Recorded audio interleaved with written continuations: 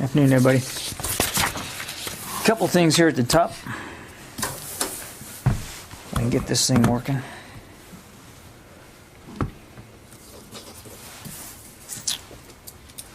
Okay, let's see. Okay.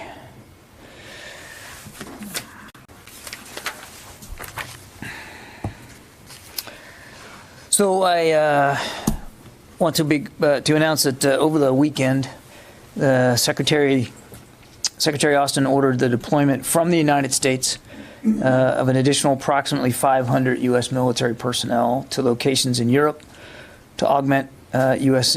forces that are already in theater. These additional personnel are being positioned to respond, obviously, to the current security environment caused by Russia's unprovoked invasion of Ukraine, and certainly to help reinforce and bolster deterrence and defense capabilities of the NATO alliance.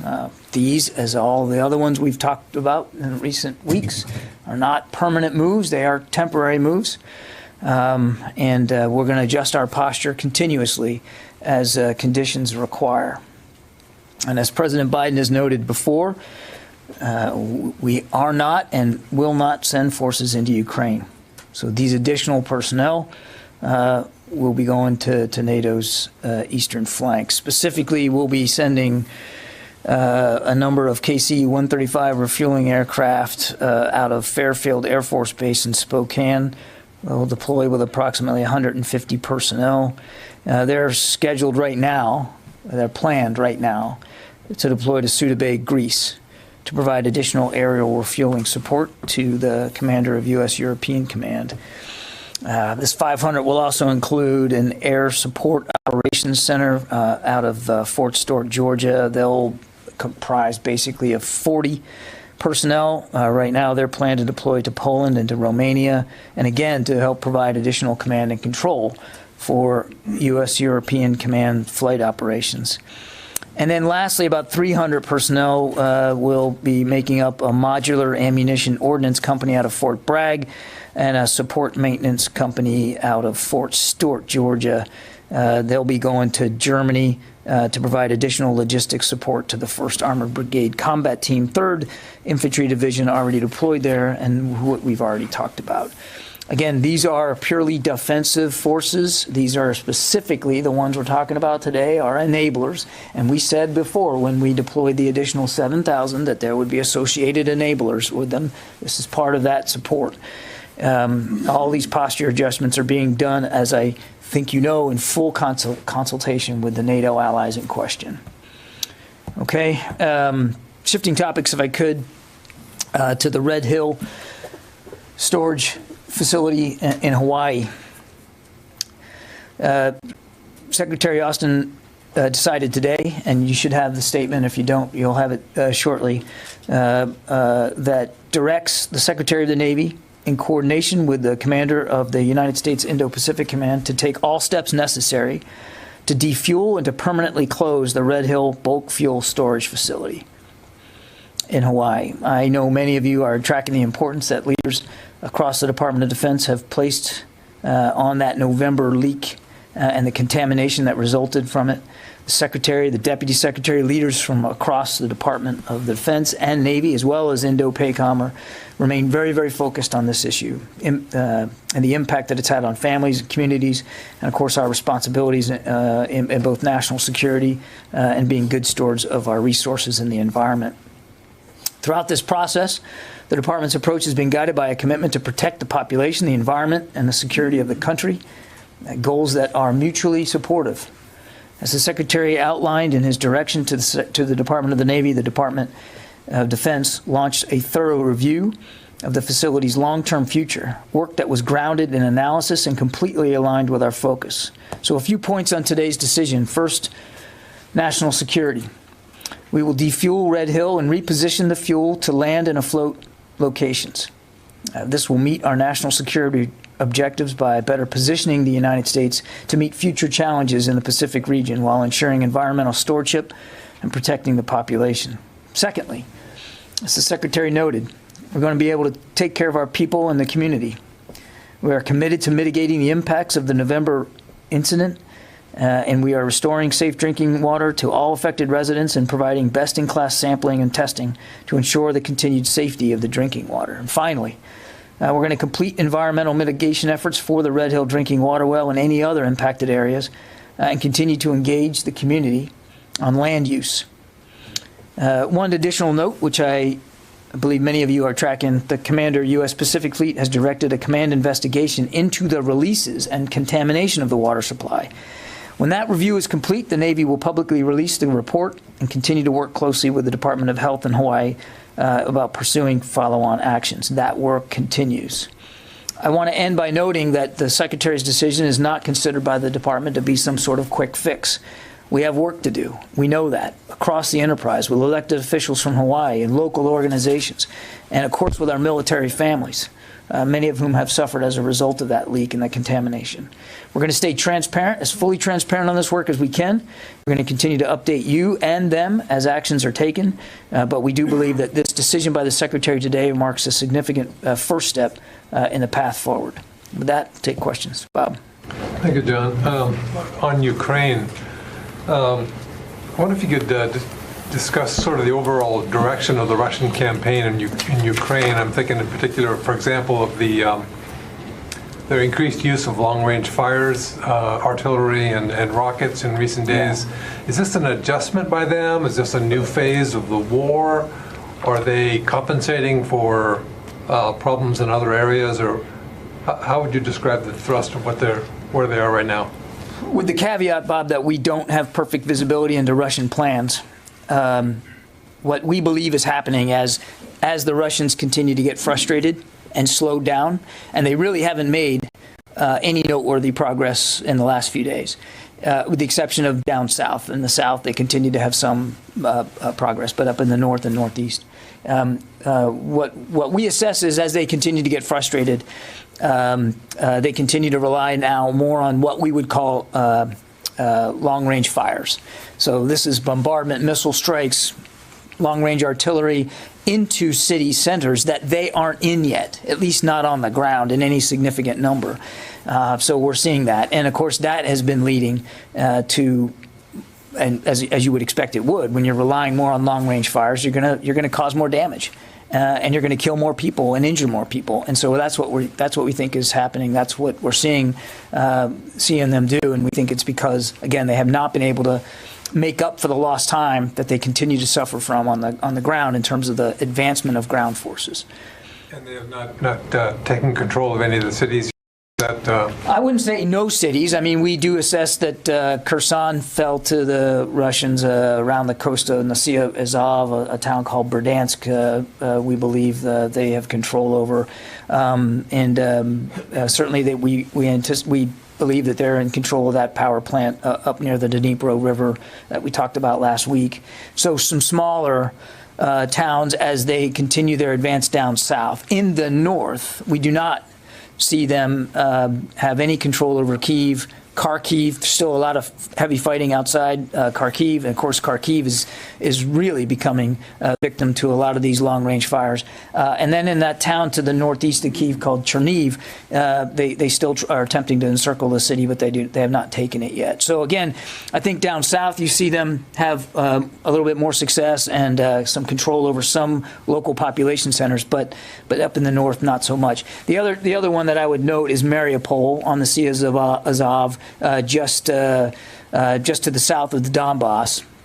We believe that they very much are aimed on taking Mariupol. Mariupol is a violent place to be right now. This is another location for long-range fires and bombardment. You've heard the mayor himself talk about power outages and water supply problems. We believe that they are trying to encircle Mariupol as well, but they have not done it yet. Jen. John, have you seen any evidence that Russian morale among the troops is low? We've seen some reports, but have you seen any evidence of that? And how would you characterize that convoy, the 40-mile-long convoy north of Kyiv? If it doesn't have tanks in that convoy, where are those tanks? Where did they go? Yes, I don't have perfect visibility on the convoy. We're watching it with much the same imagery that you are. We believe that the main purpose of it was resupply. So it does, when you look at the images from the air, you can see a lot of it they don't look like armored vehicles so much as they look like resupply trucks. That's not to say that there aren't combat vehicles in there. We don't have perfect visibility on it, but the assessment is that it was largely meant to help resupply, and it is still stalled. It is still stuck. We don't assess over the course of the weekend that it has made any progress. And I'm sorry, you had another one.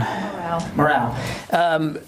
We certainly see what's in the open press that you see about anecdotal evidence that some soldiers are flagging in their morale. We have also picked up other indications as well on our own that that morale continues to be a problem for many of the Russian forces, particularly up in the north and the east. It is not clear to us that all of the soldiers that Russia has put into Ukraine realized that that's what they were doing, that they were actually going to invade Ukraine. It's not clear to us that they had full visibility on the mission that which they were being assigned. And again, if that convoy was a resupply convoy and not really armored vehicles, where were those columns of tanks that were supposed to encircle Kyiv? Were they sent elsewhere? Yeah, I don't know. That's a better question for the Russian Ministry of Defense. We don't have perfect visibility in terms of what they're moving and what alternative routes they might have taken. And I don't want to leave you with the idea that we know perfectly what each and every vehicle is in there. It looks to be like our assessment is that it's largely meant for resupply, but I can't rule out that there aren't combat vehicles. It's a very, very long convoy. We don't even know if it's all, we can't even say that it's all one convoy and not several, but it does remain, as our best assessment is, it remains stalled. Fadi. Thank you, John. So when the reports about efforts by the Russians to recruit Syrian fighters to fight in Ukraine, first of all, what do you have to say about these reports? And based on your knowledge, did this effort start before the war or after the war? And who are these fighters they're seeking to recruit? Are they from the Syrian military, or what is your understanding of the situation? I can't speak for Russian recruiting efforts, Fadi. We do believe that the accounts of them, the Russians seeking Syrian fighters to augment their forces in Ukraine, we believe there's truth to that. So it's interesting that Mr. Putin would have to find himself relying on foreign fighters here. Who they are going to be, how many they're getting, what they're going to pay them, all of that we don't have perfect visibility on. But we're in no position to refute the accounts that they might be seeking to recruit Syrian fighters. And since you mentioned that, it's kind of interesting that the Russian president is trying to rely on foreign fighters. Do you have an assessment, despite all the troops he has inside of Ukraine now, why he has to go and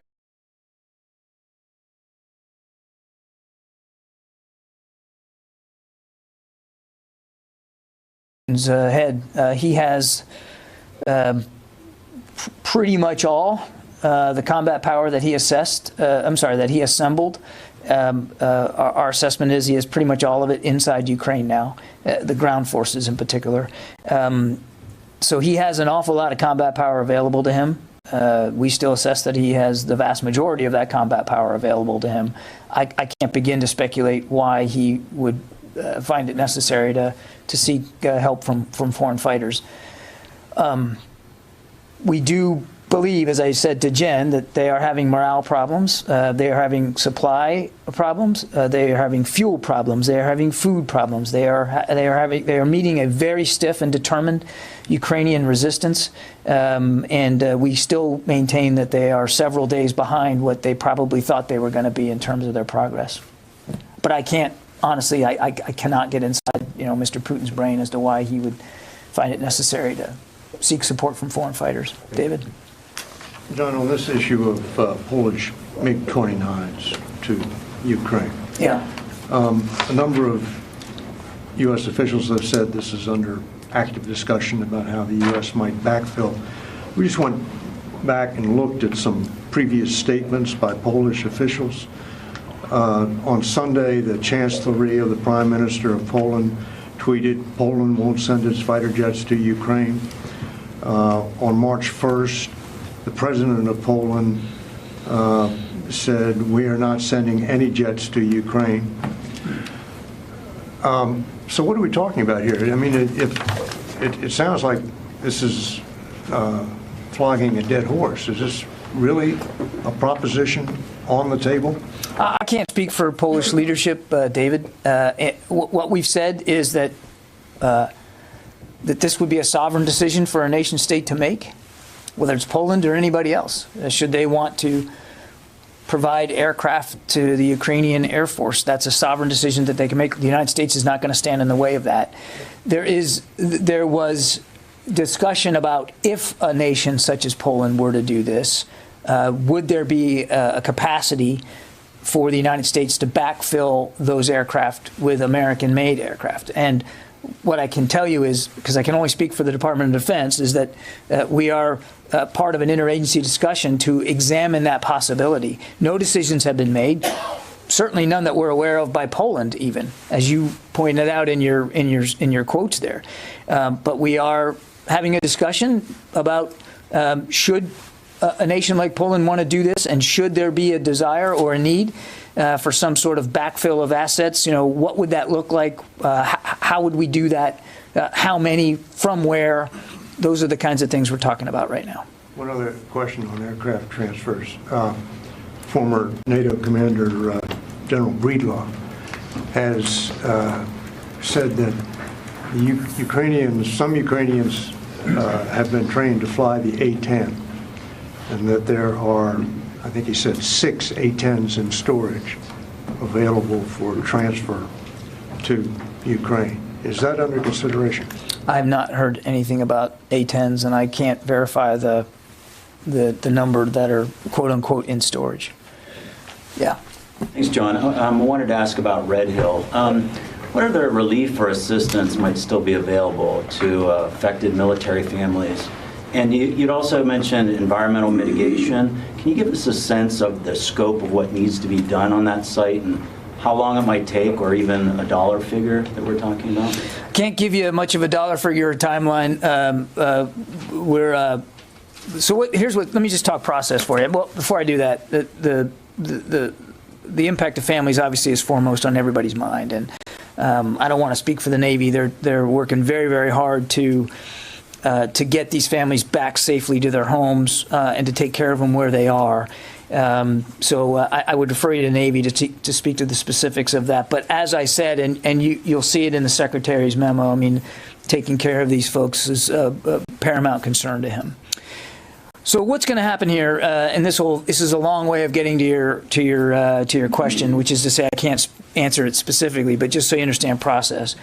There was already an assessment team that was in place to determine what it would take to get Red Hill operational again, because as you know, we suspended operations back in December.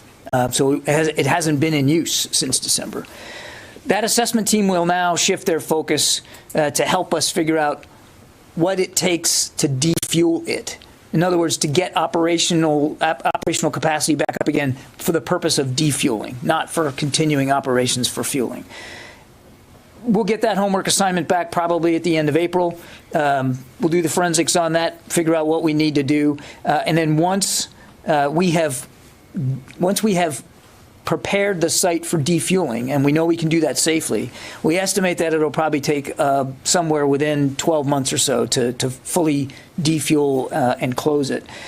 Then once it's closed, we'll begin to work on what the land use for it looks like going forward. And obviously a key part of that is going to be making sure that whatever we do in terms of closing down, that it's done in an environmentally safe way.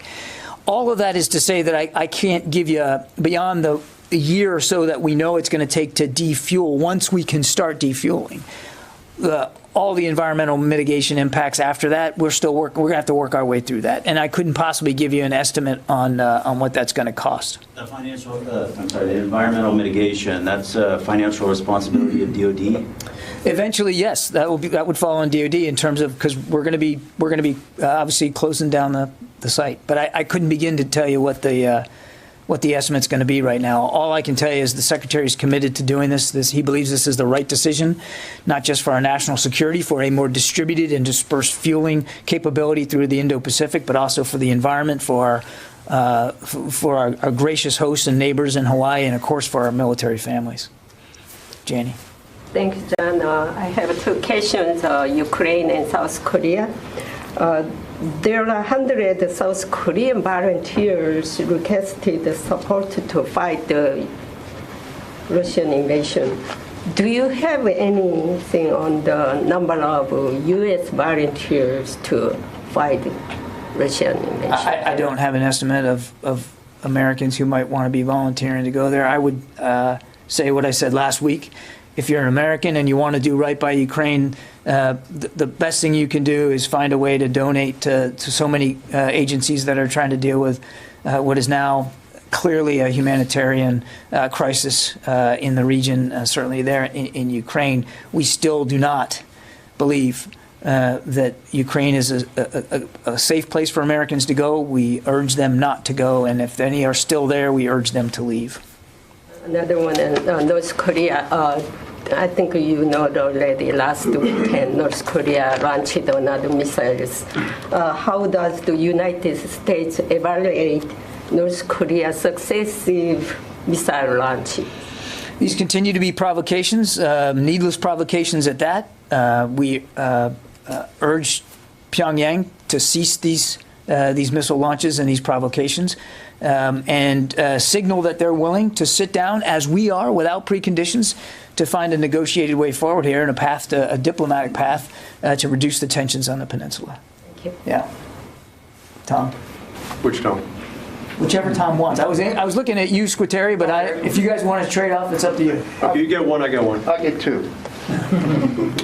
Go ahead. I'd like to follow up on his question, his comment about extra forces. What would the Pentagon's assessment be if Putin begins drawing troops from the remainder of Russia that were not pre-positioned to go into Ukraine? What would our position be? No, what would your observation and analysis be if that move is made by him? I mean, Tom, I don't want to speculate about future decisions I would just tell you, Tom, we've assessed that he's got nearly all the mass combat power that he has assembled inside Ukraine. I haven't seen anything or any indication that he's pulling from elsewhere in the country. I don't want to get ahead of where we actually are right now. This is a Russian military invasion here, and it's difficult for us to know with great specificity on any given day what Mr. Putin's going to do tomorrow or the next day after that, and I just don't want to get ahead of where we are. Okay. My second question is regarding Moldova. It's two-part. Have preparations begun yet to withdraw the National Guards in their training, the Moldovan forces? And if not, what changes in the training have the National Guard been doing with the Moldovan forces? In terms of training, I'd refer you to the National Guard. I don't have a menu of the kinds of training that they do in Moldova, and I don't have any change to their posture. But they're still staying there at this point? To the best of my knowledge, I don't know of any changes. Thank you. Tom? John, there's a continual uptick in civilian casualties in Ukraine. Do you get a sense that Russians are actually targeting civilians, as President Zelensky says, or is it miscalculation, or a little bit of both? And we talked earlier about long-range fires. How much of that has to do you have a sense, with the increased civilian casualties? I think we absolutely assess that the reliance on long-range fires, and I know that's a very wonky term, but artillery, missile strikes, rocket attacks are having an increased effect on civilian casualties and the damage and destruction of civilian infrastructure, be it homes, churches, hospitals, schools. We see that increasing for sure, and we do believe that it's a direct result of their increasing reliance on these long-range fires. Now, the degree to which we can prove that these are incidental versus intentional, I don't think we've got that sense with any great fidelity, Tom. So it would be imprudent for me to speculate that we know for sure that a given target was intentional or not. And I understand the context of the question. The bottom line is more civilians are being killed and wounded, more civilian infrastructure is being damaged or destroyed, and Mr. Putin still has a choice here. Not to escalate, not to be more aggressive in the use of these long-range fires and in his capabilities, but to find a diplomatic path forward and to end the invasion. Government or military targets they're going after now happen to be in more residential civilian areas, or you just don't know? I don't have perfect visibility into their targeting process. But look, clearly, if you're having to rely on long-range fires to go after cities because you can't move into city centers right now, and you're even if pure as the driven snow, you're going to go after just military and government targets in a big city like Kyiv or Kharkiv, you are increasing the chances that even in the best of your targeting that you're going to miss, and you're going to hit targets that you didn't intend to hit. I'm not making excuses for Mr. Putin's targeting here. We can't prove on any given day how much is indiscriminate and how much is intentional. Bottom line is, more people are getting hurt, more damage is being done, more people are having to now flee their country, and all of it, Tom, intentional or not, was completely unavoidable. Completely unavoidable, and frankly can still be unavoidable going forward. Mr. Putin does the right thing. Take his troops out, stop the invasion, and sit down and try to find a negotiated way forward. Can I follow up on that? Sure. So, Jen Psaki said on Friday, I think it was, that the U.S. is looking into whether Russia is intentionally targeting civilians, talking about the potential for some sort of an ICC action here. Is DOD providing information to this review that's ongoing? Are you looking for actual evidence that the Russians are targeting civilians for potential criminal court? Not that I'm aware of. And then second thing, back to the jets.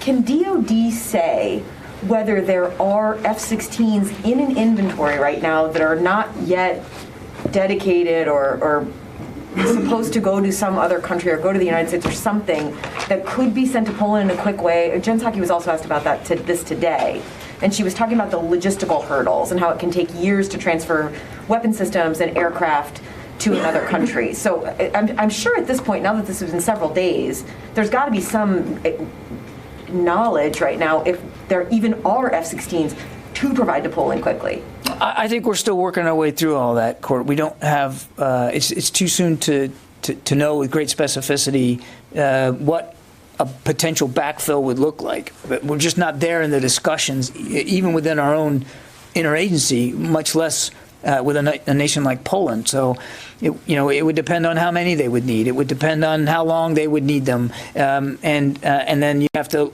look at where in the inventory could you possibly provide that. And Jen's right. I mean, if we're talking about a permanent sale, that can take some time. We're just not there yet. I mean, I appreciate the question, but we're just not prepared to answer it right now. Is there a process for speeding up a sale like that? I mean, I'm sure there's got to be some sort of a process, right, that would exist in DOD? As you know, foreign military sales are done by the State Department, not by the Department of Defense. A follow on this. Has there been any discussions with Poles with respect to this? With what? With Polish government or Polish defense ministry with respect to this types of transferring jets to Ukraine and then backfilling? Again, we're at the beginning of a process here to determine what might be the right way forward. I just don't have any more detail for you. And also, Polish government is categorically denying these reports. What triggered the interagency assessment in the United States if the Poles have actually no interest in doing even something like that? As I said, I think you all saw President Zelensky held a call with lawmakers, and one of the things that he talked about was his desire for more material and to include aircraft. And so we're having a prudent discussion about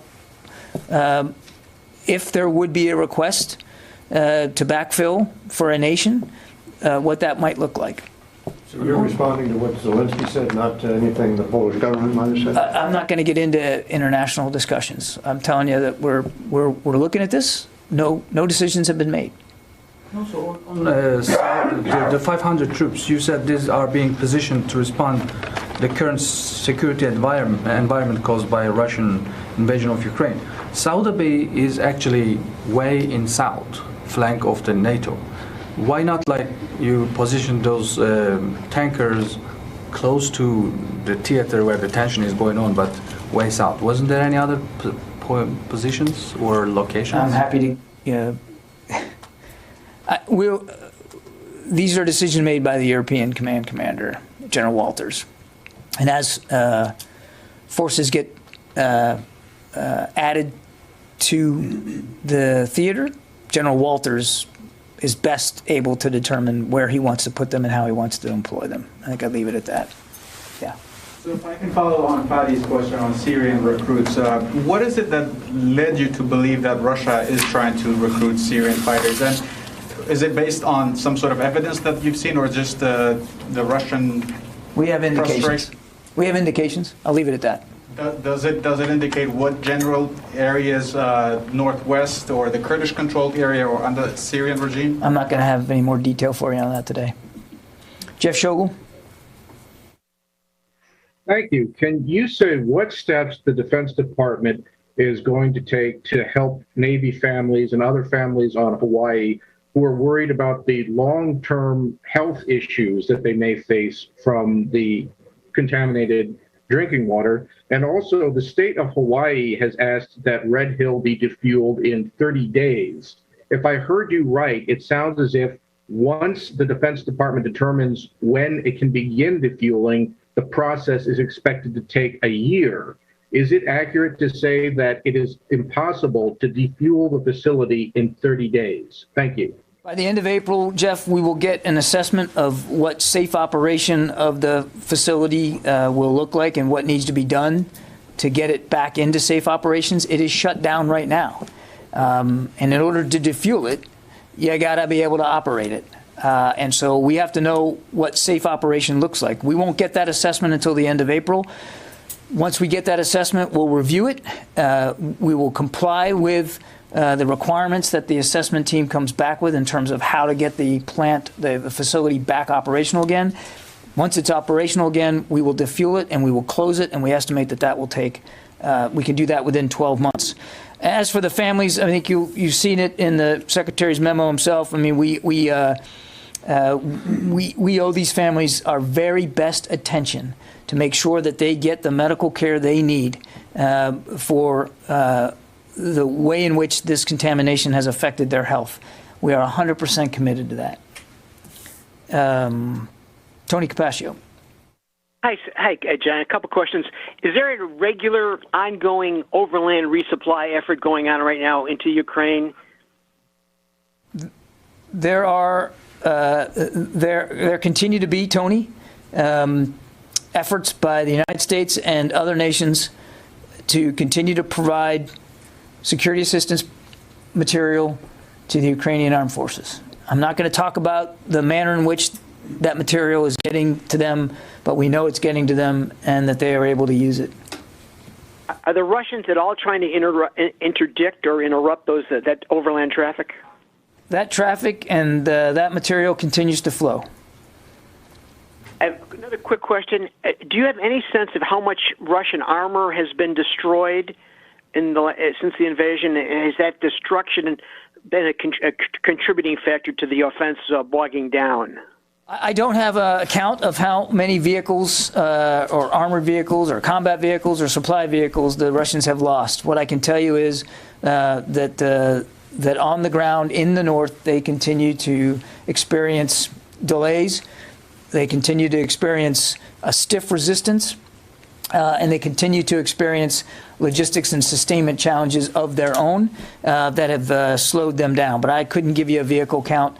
Look, the other thing is, even if I could, it wouldn't be smart for me to do that because every day the Ukrainians are fighting. Every day they're in combat for their own country. And every day they do what they can to continue to slow down Russian advances. So whatever, even if I had a number, whatever I would give you today would probably not be good tomorrow. All right, but they're destroying armor. Is that right? Can we say that?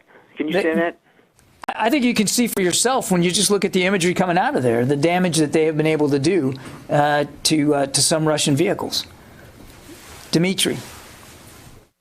Hi, John. You said that nearly 100% of the Russian combat power is now in Ukraine. So I'm curious, what route did the new forces come in recent days? Do you expect a fresh Russian effort to take Kyiv now that all their forces are in the country? And then secondly, you talked about increased use of long-range fires. Are you also seeing increased use of Russian combat aircraft or other kinds of warplanes in Ukraine, or has that remained kind of static? On the routes, Dmitry, most of what we've seen introduced in the last several days were introduced from the north, north of Ukraine. I think that's about the best way I can characterize that. On Russian aircraft, I would say the airspace over Ukraine remains contested. The Russians have not achieved air superiority over the whole country. It is dynamic. It changes day to day. But Ukrainian aircraft are flying, Russian aircraft are flying. Missiles from both are also in the airspace, very contested. I don't have the Russian air operations plan, so I can't tell you with any specificity on any given day how many of their aircraft are up and flying or what missions they're conducting. But clearly, and you guys can see this for yourself in the imagery coming out of Ukraine. I mean, the Russians continue to be able to fly their aircraft, but it is contested, and it is contested by the Ukrainians. Let's see, Oscar from the Polish press agency. Thanks. So I wanted to ask, Dr. Carlin recently said in Congress that you are going to have to redo the global posture review in light of the new realities. And some lawmakers and governments, today Latvia, have been pushing for a permanent U.S. presence on the eastern flank. Is that something that's being considered? And when could we see the results of this overhaul? Thank you. I think you might be misunderstanding a little bit of what Dr. Carlin said. I don't think she said we have to redo the global posture review. She said that certainly in the wake of this invasion, it would be wise for us to take a look at our European posture. That makes a lot of sense, given what we're seeing right now. And at the appropriate time, we'll do that. It's not the time now to be looking at redrawing the posture map of Europe. Right now, we're focused on making sure that we can better bolster the capabilities of the alliance, and that's what we're doing, including with those 500 troops I just talked about today. But certainly, we would be taking into consideration over the long term whether or not European posture does need any adjustments. No decisions have been made about changing any permanent presence in Europe, whether it's in Latvia or anywhere else. So we're focused on making sure that we can continue to help Ukraine defend itself, and you continue to make sure that NATO can defend itself. That's what our focus is on right now. Jared from Our Monitor.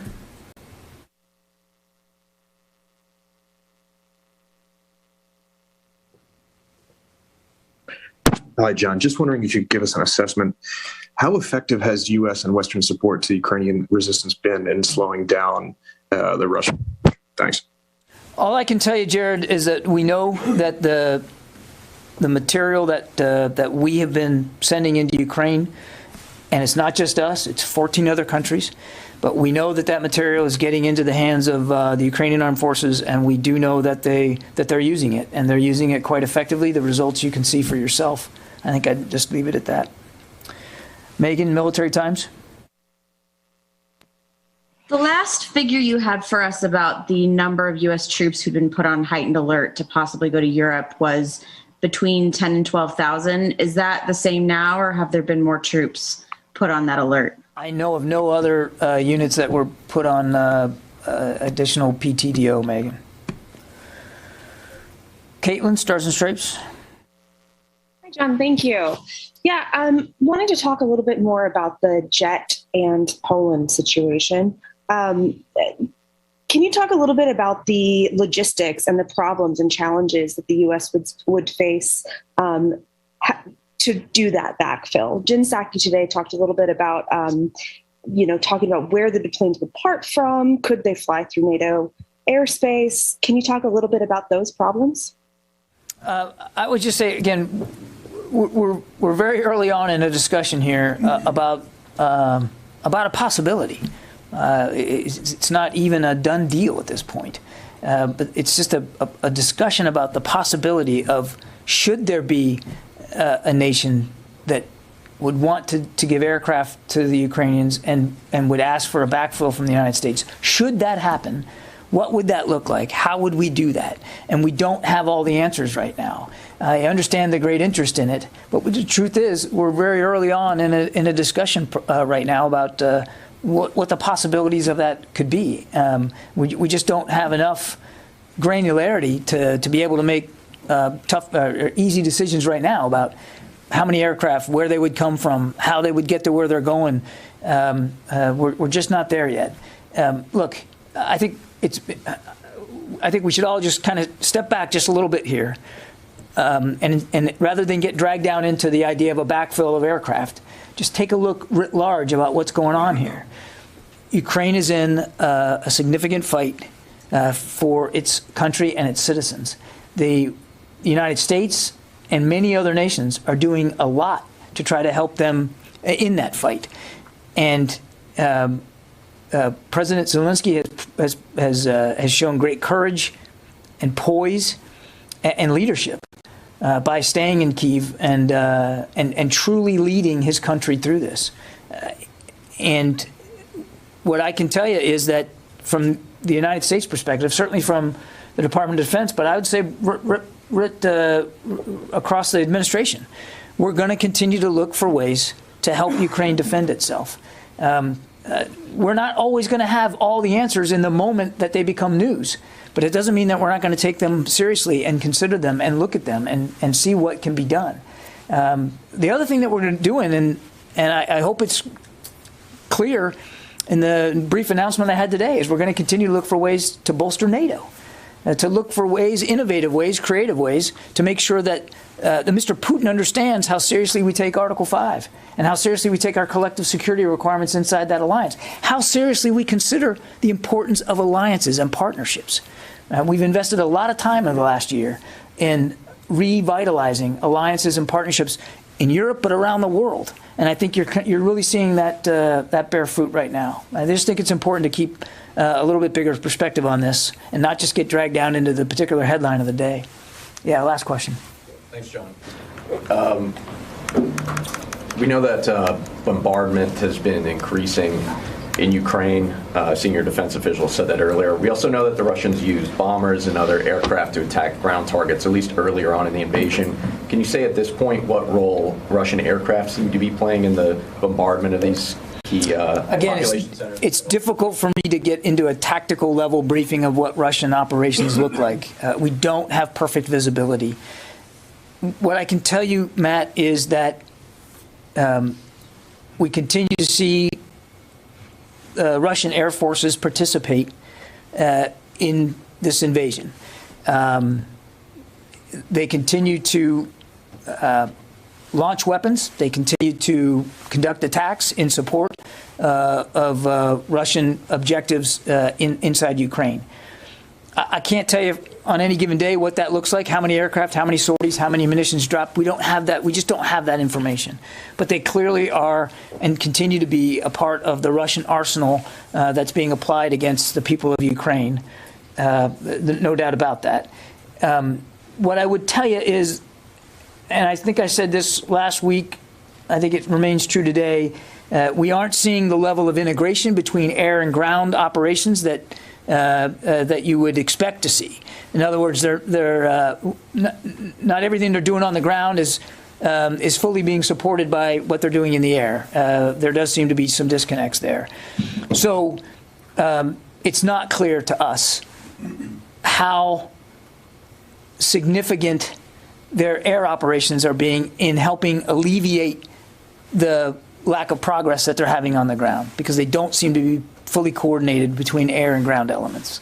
But beyond that, I couldn't give you much more specifics. Okay. John, when you said